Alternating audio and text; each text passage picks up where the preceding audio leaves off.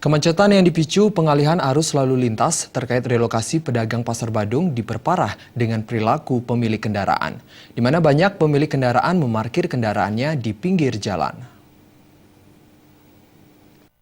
Tim Liputan, banyak kendaraan terparkir di pinggir jalan, bahkan hingga menginap yang mempersempit badan jalan. Kondisi ini tentunya semakin memperparah kemacetan akibat pengalihan arus lalu lintas. Banyak kendaraan roda 2 maupun roda 4 parkir di pinggir jalan Ahmad Yani Selatan, yang merupakan jalur alternatif menuju pusat kota selain Jalan Cokro Aminoto. Kondisi ini membuat arus lalu lintas menjadi terhambat.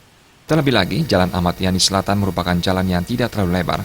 Selain Jalan Ahmad Yani Selatan, di Jalan Kartini di depan Rumah Sakit Wangaya yang merupakan jalan dua arah, terjadi penumpukan kendaraan.